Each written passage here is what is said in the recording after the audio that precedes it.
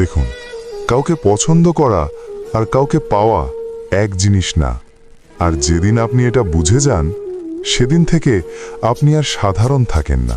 পছন্দ করা সহজ, কারণ পছন্দ আসে চোখ থেকে, কিন্তু পাওয়া কঠিন, কারণ পাওয়া আসে ভাগ্য আর সময় থেকে। আর ঠিক এখানেই মানুষ সবচেয়ে বড় ভুলটা করে। সে ভাবে, আমি পছন্দ করি মানে আমি পাবো, আমি ভালোবাসি মানে সে আমার। না, এই ভাবনাটাই ধ্বংসের শুরু।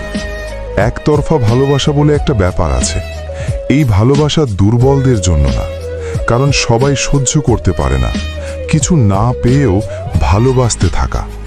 একতরফা ভালোবাসা মানে তুমি কাউকে বেছে নিয়েছো, কিন্তু জীবন তাকে তোমার জন্য বেছে নেয়নি। এটা কষ্টের, কিন্তু লজ্জার না। আমি যদি আপনাকে ভালোবাসি অথবা আপনি যদি কাউকে ভালোবাসেন, সেটা আমাদের ভালোবাসা, আমাদের অনুভূতি। এই অনুভূতির ওপর কারো অধিকার নেই, না সমাজের, না বন্ধুর, না সেই মানুষটারও যাকে তুমি ভালোবাসো।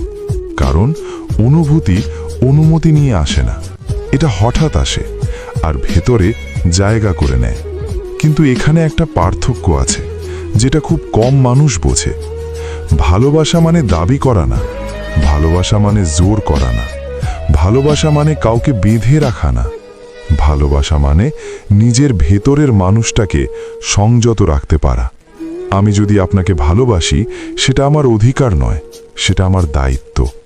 এই কথাটা বলার মতো মানুষ আজকাল খুব কম, কারণ অধিকার দাবি করা সহজ, কিন্তু দায়িত্ব নেওয়া কঠিন। অধিকার বলে তুমি আমার হও, দায়িত্ব বলে তুমি সুখী হও। এই দুইটার মধ্যে আকাশ পাতাল তফাৎ। দায়িত্ব মানে কি জানেন? দায়িত্ব মানে আপনি যদি আমার সাথে সুখী না হন, আমি আপনাকে ছেড়ে দিতে পারি। দায়িত্ব মানে নিজের কষ্ট লুকিয়ে আপনার হাসিটা চাওয়া।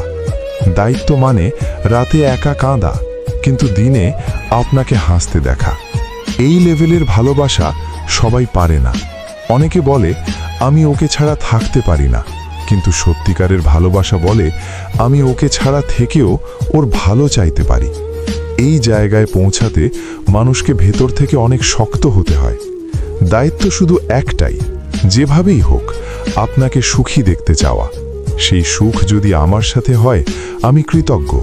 আর যদি সেই সুখ আমাকে ছাড়া হয়, তবুও আমি চুপ থাকি। কারণ ভালোবাসা নিজেকে বড় করে, অন্যকে ছোট করে না। আপনি শুধু সুখে থাকুন, এই কথাটা বলতে পারা মানুষ ভাঙা মানুষ না। এই কথাটা বলতে পারা মানুষ নিজের ইগো, নিজের অহংকার, নিজের স্বার্থ সব কিছুর ঊর্ধ্বে উঠেছে। সেটাই আমার ভালোবাসার সবচেয়ে বড় প্রার্থনা।